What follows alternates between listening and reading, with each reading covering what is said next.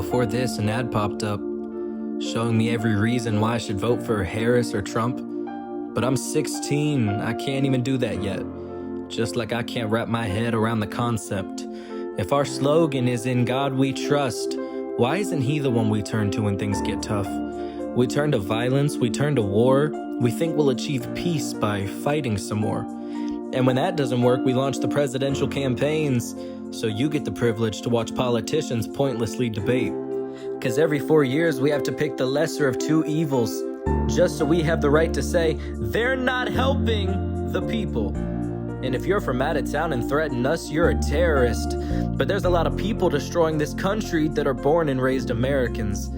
And I say all this because I'm terrified and I can't imagine how much it's scaring you. I swear it's like these days we're the divided states of America. 'Cause last week a friend called me. She was scared because she thought she was pregnant. Before that, another friend told me how they used to wish their life had ended. And if you ever met them in person, that's not what you would have expected. 'Cause when they're not home alone, they seem unaffected. Their emotions have been so neglected, so they figured it was best just to forget them. And am I so wrong for thinking that's not okay? That my own friends feel the need to hide their pain? 'Cause society says not to let your problems see the light of day, 'cause you should be afraid of what everybody else might say. But the thing about me is I feel strongly for others. When somebody's hurt, I also suffer.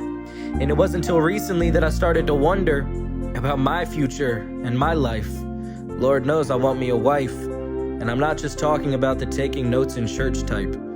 I'm talking about someone who's so strong in her faith that she doesn't need me to validate the fact that she's great. Don't get me wrong, I'm gonna love her with all that I got.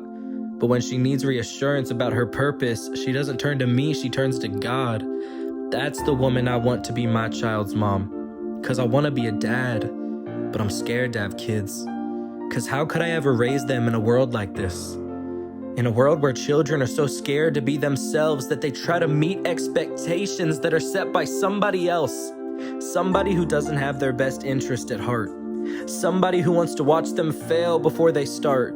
Somebody who wants to help them build a great life just to be the one who tears it apart. But that's not gonna happen to my son or my daughter, 'cause unlike most, they're not gonna have an absent father. I just pray that I do as well as mine, a man who's taught me wrong from right.